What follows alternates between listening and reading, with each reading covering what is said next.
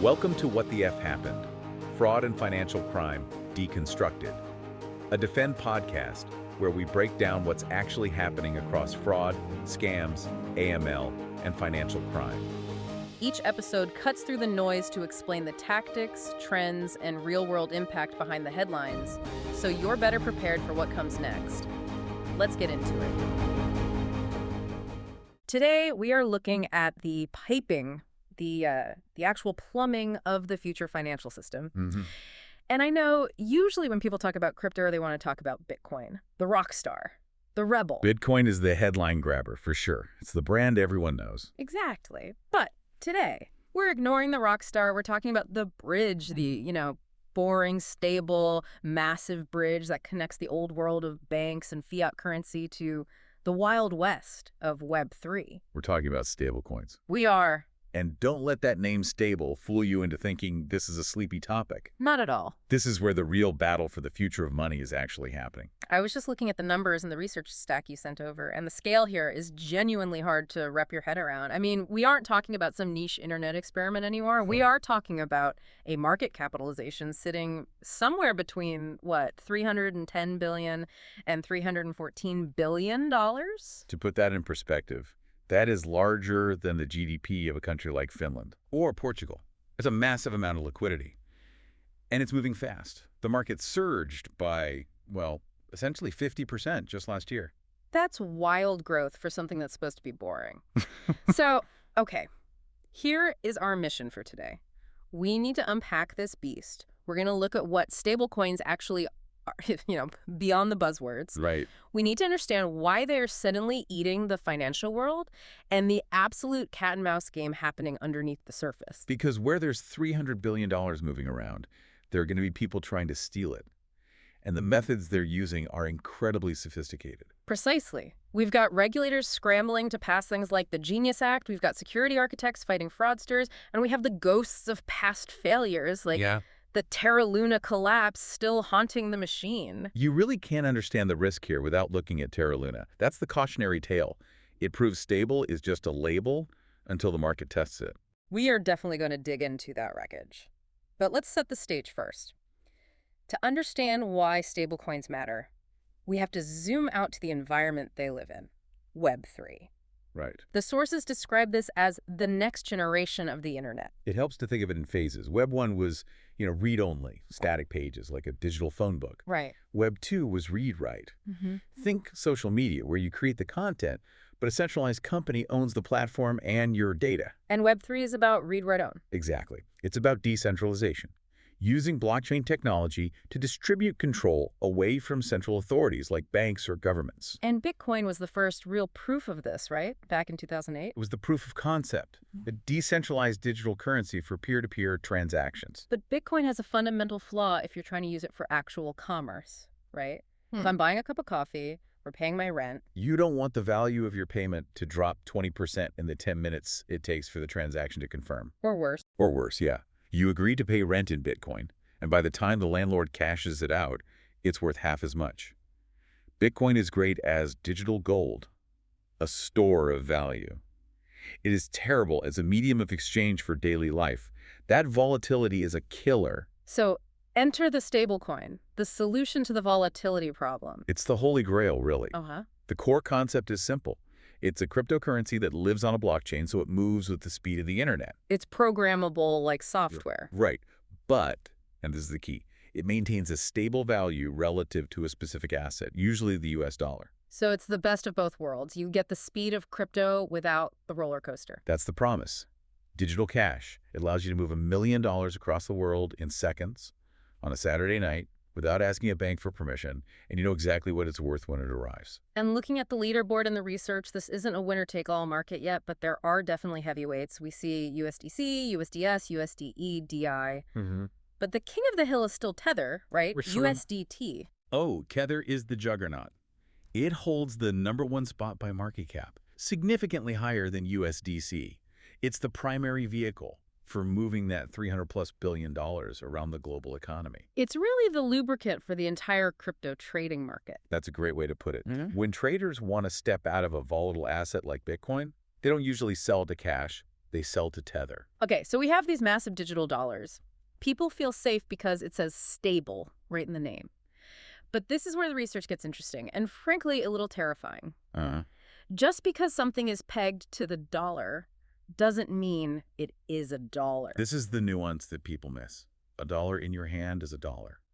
A stablecoin is a promise that you can redeem this token for a dollar, and the quality of that promise depends entirely on how the coin is built. Which brings us to the ghost in the room, Terra Luna. The collapse that changed everything. For those who weren't watching the Tarts meltdown when this happened, this wasn't just a bad week. This was an extinction event. We're talking about $45 to $50 billion of wealth just evaporating. In a matter of days. It was faster than almost any bank run in history. So how did it happen? I mean, Terra's stablecoin, UST, was supposed to be worth $1. How does something worth $50 billion go to zero? It all comes down to the mechanism. See, USDC, or Tether, they generally claim to work on a reserves model. You give them $1, they put that dollar or a treasury bond in a vault, and they issue you a digital token. So it's fully backed, 1-to-1. The idea is, if everyone wants their money back, the money is theoretically in the vault. Like a coat check. You give the coat, you get a ticket, you give the ticket back, you get the coat. Precisely. But Terra Luna was different. UST was an algorithmic stablecoin. Algorithmic always sounds like magic in finance. In this case, it kind of was. There was no dollar in a vault. Instead, the system relied on a relationship with a sister token called Luna. It used market incentives to keep the price at $1. Okay, let me see if I can break this down from the notes. Basically, if the stablecoin UST dropped to 99 cents, Right. the algorithm would let you trade that 99-cent UST for $1 worth of Luna, so you make a guaranteed penny of profit. Exactly. You burn the UST, taking it out of supply, and you mint new Luna. That reduction in UST supply creates upward pressure on the price, pushing it back to $1. It's a brilliant mechanism, as long as people want Luna. So it works on vibes. It works as long as the market believes that Luna has value. Correct. But what happens when confidence breaks? When UST dropped below $1 and didn't bounce back immediately, panic set in. People realized there was no vault. They rushed for the exit. They minted trillions of Luna tokens trying to get out of their stablecoin positions. Which just dilutes the value of Luna. To virtually zero. It's called a death spiral. Hyperinflation of the backing asset. And since there was no external collateral, no real cash to act as a backstop, the plummet was total. It proved a fundamental point that regulators had been screaming about. What's that? You cannot algorithmically wish value into existence. And that $50 billion crater in the ground is usually the signal for the government to show up. That's the bat signal for Congress. Which leads us to the regulatory landscape. The sources highlight a major piece of legislation called the Genius Act. Oh. I love the humility in the naming conventions of Congress, by the way. It's certainly ambitious. But the Genius Act is actually a very significant attempt to bring order to the Wild West. Yeah. It's the government realizing that if they ignore this, it doesn't go away, it just gets riskier. So what does it actually do? Is this just the government trying to ban crypto? No, and that's key. It's not a ban, it's a framework. Yeah. It's the government saying, okay, if you want to play with the big boys, you have to wear a suit. So first and foremost, it establishes licensing rules for U.S. stablecoin issuers. Right. No more trust me, bro, banking. Yeah. You have to prove you have the reserves. It also sets standards for foreign issuers who want to operate in the U.S., which is crucial because this is a global market. Right. You can't just incorporate on a tropical island and pretend U.S. laws don't apply if you're soliciting U.S. customers. Exactly. But perhaps the most interesting part mentioned in the research is how it handles the turf war. The eternal struggle. The battle between the SEC and the CFTC. Right. For anyone who doesn't follow D.C. politics, the SEC, the Securities and Exchange Commission, generally wants to regulate everything as a security, like a stock. Which comes with incredibly strict reporting rules. Rules that many crypto projects say are impossible for them to follow. The CFTC, on the other hand, treats things like commodities like wheat or corn or oil. And the crypto industry generally prefers the CFTC approach. Generally, yes. So the Genius Act tries to clarify these lanes. It carves out a specific regulatory path for payment stablecoins so they don't get caught in limbo. It says, if you are a stablecoin, here are your rules, rather than forcing them into a box made for 1940s stock markets. It's trying to build a fence that is safe enough for grandma, but open enough for innovation. That's the balance. Because if you build the fence too high, the innovation just moves offshore to jurisdictions that don't care about safety at all. Speaking of moving offshore, let's talk about the people who don't care about the Genius Act, the people who aren't trying to follow the rules at all. The dark side of the ledger. The source material goes deep into how criminals are using stablecoins. And there is a bit of a paradox here, isn't there? We always hear that blockchain is transparent, public ledger, everything is trackable. That's the irony.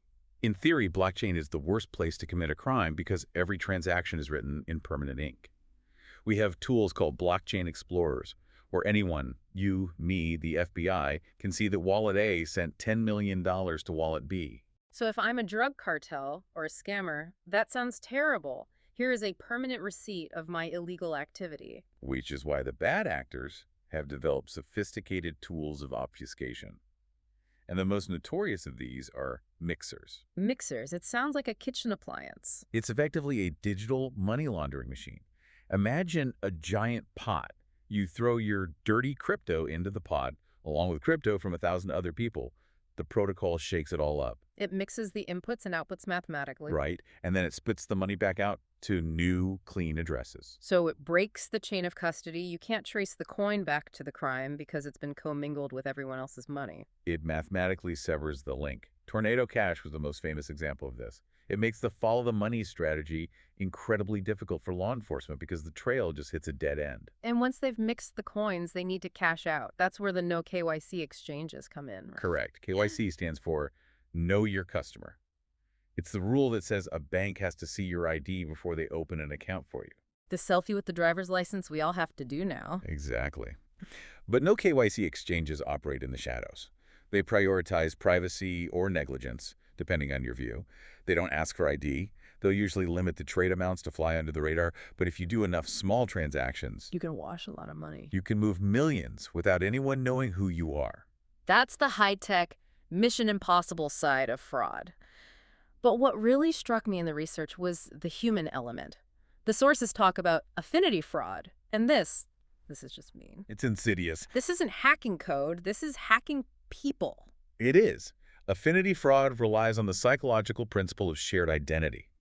Fraudsters don't just cold call random people. They target specific groups, religious communities, ethnic groups, veterans associations, the elderly. They infiltrate the circle. They weaponize the trust gap. The scammer creates a persona. I'm one of you. I go to your church. I served in your battalion. I speak your language. And once that trust is established, the skepticism just disappears. So when they say, hey, I found this great stablecoin investment yielding 20%, the victim believes them not because they understand the math, but because they trust the person. Exactly. The crime happens in the real world, emotionally, before a single cent moves on the blockchain. And because there is a knowledge gap, people know crypto is the next big thing, but don't understand how it works, they rely on that trusted guide. And that guide walks them right off a cliff. And by the time they realize the money is gone, it's already been through a mixer and sits in a wallet in a non-extradition country. That is heavy. So, okay. We have the scale of the problem. We have mixers effectively laundering the money. We have affinity fraudsters preying on trust. How do we stop this? Wait. The expert in our source material talks about a very specific strategy. The choke point. The choke point. Break that down for us. So think about the flow of money. Once the funds are inside the crypto ecosystem, once they are on the blockchain, they are permissionless. You can send them anywhere instantly. Detecting crime there is, according to the source, 10 times more difficult. Because of the mixers and the anonymity. Right. If you're chasing them on chain, you're always one step behind. So the strategy is to move the defense line back. You have to catch the fraud at the on-ramp. The on-ramp being the moment I take my regular US dollars from my boring bank account and try to turn them into crypto. That is the moment of vulnerability for the fraudster. Because to do that, they have to interact with the traditional financial system, and that system has gates. Let's walk through the process described in the notes. It's not just click buy, it's a sequence of events. And each step offers a chance to catch the bad guy. First, there's the sign up in KYC. Is this user real? Is the driver's license a Photoshop job? Is this person on a sanctions list like OFAC? The are you a terrorist list? Basically. But sophisticated fraudsters can buy real IDs on the dark web. They can steal identities. So just looking at the ID isn't enough anymore. So the next step is critical, the funding. Exactly. They link a bank account. Does the name of the bank account match the name on the ID? If I'm claiming to be me, but I'm connecting a bank account that belongs to you. Huge red flag. But again, accounts can be stolen. So the real magic happens in the behavioral analysis during settlement and purchase. This is what DataVisor specializes in, right? It's not just static checks, it's looking at patterns. Real-time signals. It's about how the user's behaving. For example, device intelligence. Is this account being accessed by a mobile phone in Ohio, but the device is configured with a keyboard layout from Eastern Europe? Oh. Or is the GPS telling a different story than the IP address? Or velocity checks. That sounds like something from physics class. It's simple but effective. Is this a brand new account that was created 5 minutes ago, and it's immediately trying to buy the maximum daily limit of stablecoins? A normal user dips a toe in, they buy $50 to see if it works. A fraudster tries to smash and grab. Exactly. They know the account might get burned, so they try to maximize the extraction. Or look at the remote desktop signals. This one is really important for stopping those Affinity frauds against the elderly. Oh, this is the tech support scam. Right. Is the user actually controlling the mouse? Or is there software running like AnyDesk or TeamViewer that allows someone else to control the computer remotely? If you see a stablecoin purchase happening while a remote desktop application is active. That is a massive alarm bell. A huge one. So the defense is really about aggregating all these tiny signals, device, location, behavior, speed, software, and making a decision before the crypto leaves the exchange. You have to stop them at the velvet rope, because once they get into the club, it's too dark, too loud, and too crowded to find them. The on-ramp is the only place where the fraudster has to take off their mask, even for a split second. It's fascinating because it feels like this constant arms race. On one side, you have the decentralization purists who want total privacy, zero censorship, and tools like mixers. And on the other side, you have the safety architects building higher and higher walls at the entry points. And right in the middle, you have $300 billion of stablecoins just trying to facilitate global commerce. So let's recap the journey here. We started with the sheer scale.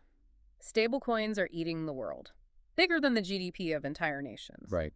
But they aren't without risk. We saw the algorithmic failure of Terra Luna wipe out $50 billion, proving that stable is just a label unless it's backed by cold, hard assets. And we discussed the regulatory response, the Genius Act, trying to define the lanes so the industry doesn't collapse on itself. Then we looked at the underbelly, the mixers, the no-KYC exchanges, and the Affinity fraud that exploits the most vulnerable parts of human nature. But we also know there is a shield, the focus on the fiat-to-crypto on-ramp. That is the battleground where compliance teams and fraud detection systems are trying to filter out the bad actors before they can infect the ecosystem. It really is a battle between the philosophy of Web3 open, permissionless, private, and the safety standards of traditional finance. And as the technology matures, that friction is going to define the future of money. We are watching the gears grind together in real time. It's messy, but it's necessary. You know, it brings me to a final thought I've been mulling over since we started reading these sources. We are getting really good at stopping fraud at the entry point, at the on-ramp. But as decentralized tools like mixers get better, and as privacy becomes more absolute, are we eventually going to reach a point where total privacy and safety are mutually exclusive?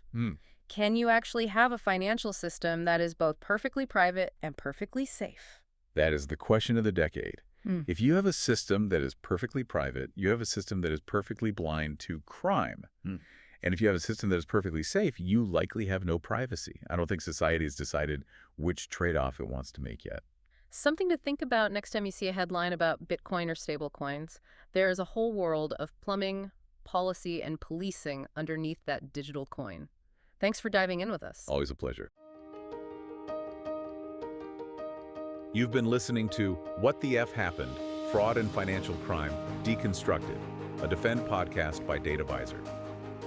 If you want to keep learning between episodes, check out Defend Training, a set of self-paced online courses for fraud and financial crime professionals, practical and built around real-world scenarios.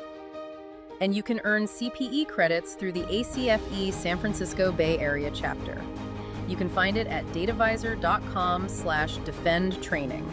The link's in the description. This episode's audio was generated using Google's Notebook LM, based on expert analysis and trusted sources.